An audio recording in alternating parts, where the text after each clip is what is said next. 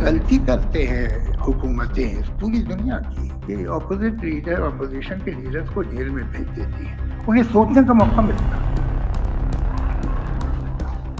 ऐसा नहीं करना चाहिए, उन्हें बिजी रखो बाहर। अब अगर मेरे पास सिर्फ चॉइस पाकिस्तान और जहन्नुम यानी नर्क की है तो मैं नर्क ही जाना पसंद करूँगा, जिसमें मुझे दोनों तरफ से गालियाँ आती हैं। और आज की बारात के दूल्हा संजय राउत साहब, मैं तो इनका भक्त हो गया, आंखें खोल के अंध भगत में। माननीय शरद पवार साहब, उद्धव ठाकरे जी जो भी आ रहे हैं, श्री साकेत गोखले साहब, सामने बैठे अत्यंत आदरणीय देवियों और सज्जनों, और आज की बारात के दूल्हा संजय राउत साहब। ये इंसान के शरीर में जो उसके सर के अंदर एक चीज होती है जिसे हम मस्तिष्क कहते हैं, दिमाग कहते हैं, ये एक अजीब कंप्यूटर है। ये हमारे जन्म लेने से पहले चलना शुरू कर देता है और फिर हम जन्म लेते हैं तो ये 24/7 चलता ही रहता है। हम सो जाएं, हम बेहोश हो जाएं, हमारा मस्तिष्क जो है, ब्रेन जो है, वो चलता ही रहता है। वो सपने देखता है, कुछ करता है, लेकिन काम करता रहता है। और कभी कभी जब हम मेडिकली डेड अनाउंस कर दिए जाते हैं, फिर रिवाइव होते हैं, तब भी वो चल रहा होता है। पूरे जीवन में ये जो ब्रेन है, ये एक ही बार रुकता है और पूरी तरह रुक जाता है, जब आपको एक ऐसी किताब के बारे में बोलना पड़ता है जो आपने पढ़ी नहीं। अब अगर आप पुस्तक के बारे में नहीं बोल सकते तो फिर चॉइस ये होती है कि पुस्तक को लिखने के वाले बोलिए। मैं घड़ी नहीं मेरे पास, लेकिन शायद अभी आईपीएल मैच शुरू हो गया होगा, कई दिनों से रुका हुआ था। हमारे संजय जी भी बाई टेम्परामेंट T20 के प्लेयर हैं। ये बैक फुट पे बॉल रोकने को नहीं मानते, ये क्रीज से बाहर निकल के चौवा और छक्का ही मारते हैं। और इन्हें डर नहीं लगता कि हो सकता है स्टंप भी हो जाए, मगर ये तो बॉल को बाहर ही निकालने की फिक्र में रहते हैं। मेरी इनसे कैसे परिचय हुआ और कैसे इतना मोहब्बत का रिश्ता बना, ये मैं थोड़ा सा आपको बताना चाहूंगा। जैसे किसी भी जनतंत्र में एक असेंबली, एक पार्लियामेंट की जरूरत है, अलग अलग विचारधारा की पार्टियों की जरूरत है, उनमें इलेक्शन की जरूरत है, एक अगर हो सके तो ईमानदार मीडिया की भी जरूरत है।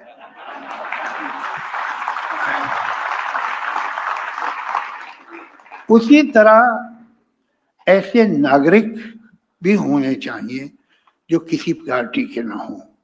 उन्हें जो बात सच लगे कहें, जो बात बुरी लगे वो कहें। पार्टी लॉयल्टी नहीं कोई, सब पार्टी हमारी और कोई पार्टी भी हमारी नहीं। तो मैं भी उन्हीं में से एक हूं।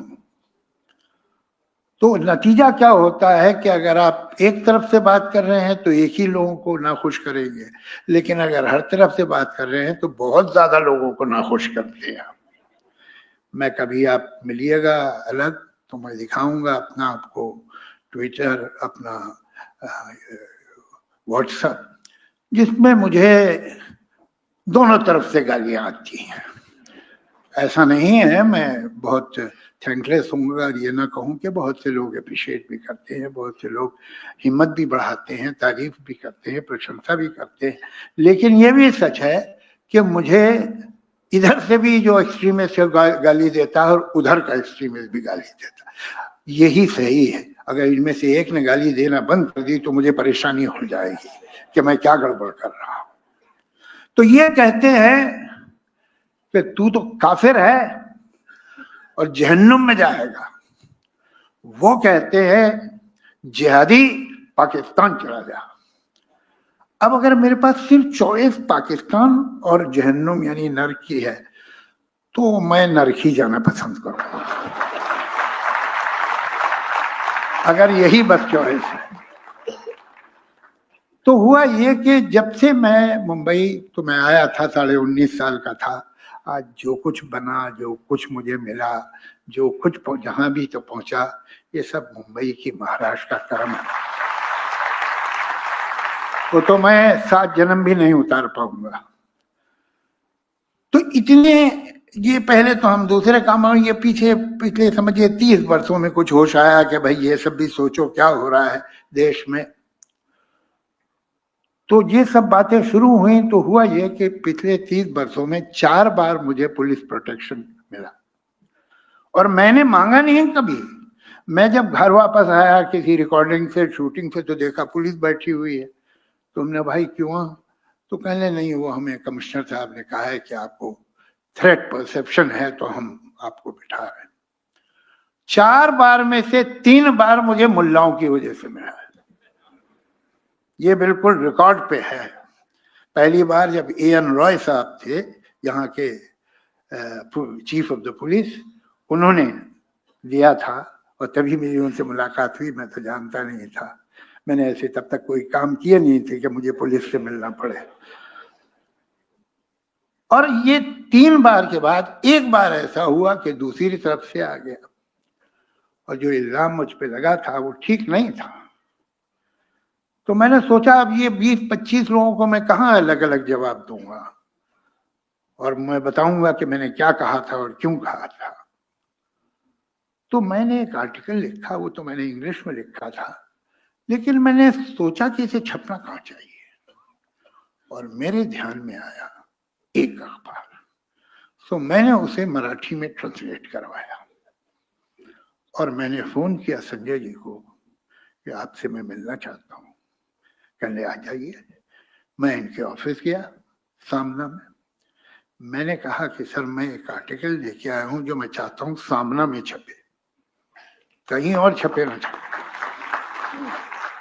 और मैंने इन्हें दिया। वो आर्टिकल 2-3 पेज का था, इन्होंने 5 मिनट में पढ़ लिया। कहने किसने ट्रांसलेट किया है? बहुत अच्छा ट्रांसलेशन है। मतलब पहली तारीफ मेरी नहीं हुई, जिसने ट्रांसलेट किया था उसकी की आपको याद होगा। तो मैंने कहा जी बताया मैंने कि फला ने, बहुत अच्छा है उसने किया है।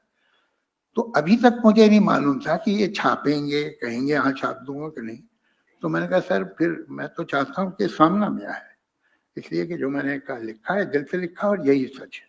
तो कहने दिल से लिखा है और सच है तो हम ही छापेंगे, और कौन छापेगा। तो वो सामना में छपा। उसके बाद वो और भी बहुत जगह छपा, जो बड़े बड़े पेपर्स हैं। लेकिन मैं आपको एक बात बताऊं कि हर पेपर ने, हिंदी के भी इंग्लिश के भी, मेरा एक सेंटेंस कहीं से काट दिया, एक पैराग्राफ कहीं से कम कर दिया, वो पूरा आर्टिकल सिर्फ सामने में छपा। ये सच। तो मैं तो इनका भक्त हो गया, आंखें खोल के, अंध भगत नहीं।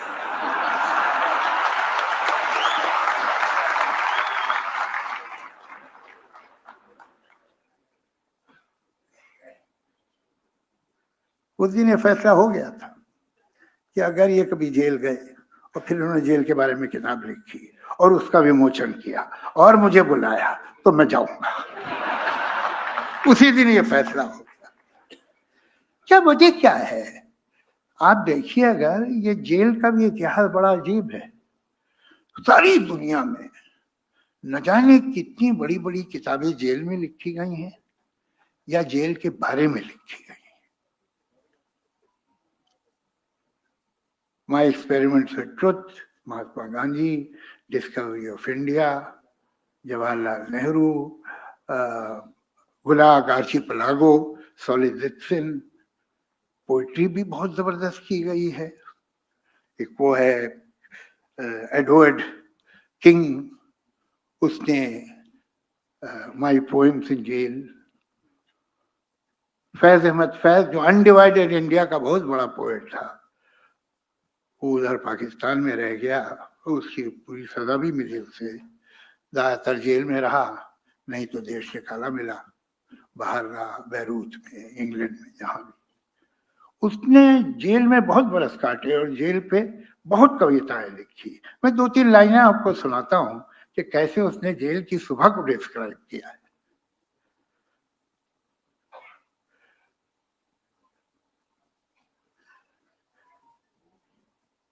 जेल की जहर भरी चूर सदाए जागी, दूर दरवाजा खुला कोई बंद हुआ, दूर मछली कोई जंजीर मचल के रोई, दूर उतरा किसी ताले के जिगर में खंजर, सर पटकने लगा रह के दरीचा कोई। क्या डिस्क्रिप्शन, जेल की शाम, जेल में कैसे, तो बहुत सारी, बहुत बड़ा लिटरेचर। बता कमाल तो ये है कि एक बैंक का क्लर्क था और उसको जेल हो गई किसी गलत इल्जाम की वजह से, 5 साल की जेल हो गई। वो सिर्फ क्लर्क था बैंक का, मगर जेल में वो राइटर बन गया और उसने दुनिया के चंद बड़े शॉर्ट स्टोरी राइटर में उसका नाम है ओ हेनरी।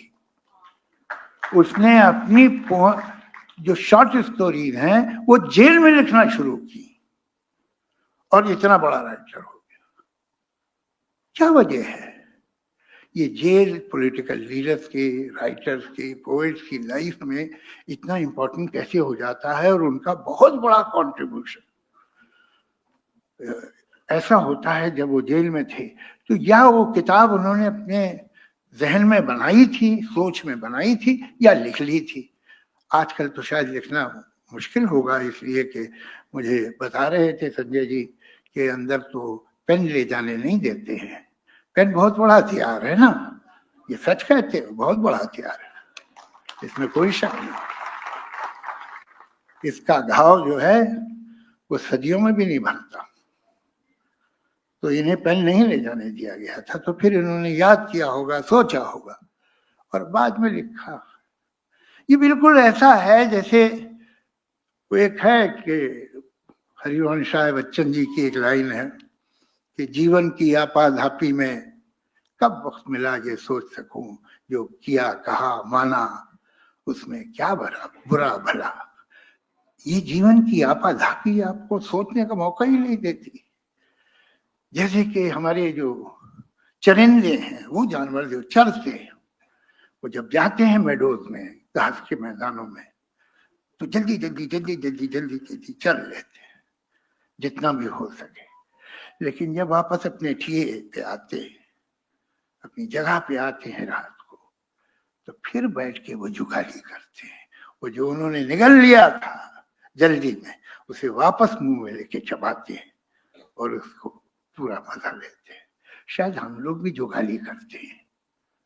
जिंदगी तो इतनी तेज गुजर रही है, इतना कुछ हो रहा है, कहाँ वक्त मिलता है कि ठहर के देखें, सोचे उसके बारे में। एक जिंदगी एक रेलवे स्टेशन की तरह हो गई है कि जहां हम अपने डब्बे ढूंढ रहे हैं और डब्बा मिल गया तो सीट ढूंढ रहे हैं। वो तो जब मिल जाती है, जब ट्रेन चलती है, अब कुछ नहीं करना है, तब सोचने का मौका मिलता है। तो शायद बड़ी गलती करते हैं हुकूमतें पूरी दुनिया की कि ऑपोजिट लीडर, ऑपोजिशन के लीडर्स को जेल में भेज देती हैं, उन्हें सोचने का मौका मिलता है। ऐसा नहीं करना चाहिए, उन्हें बिजी रखो बाहर। तो मैं अब ये तो नहीं कह सकता कि संजय जी फिर आप जेल जाए तो फिर एक किताब लिखिएगा, लेकिन ये जरूर कहूंगा कि ये किताब लिख के आप हमारी कम्युनिटी में, राइटर्स की कम्युनिटी में आ गए हैं, तो अब हम उम्मीद करेंगे कि जेल के बाहर भी आप लिखते रहेंगे। धन्यवाद।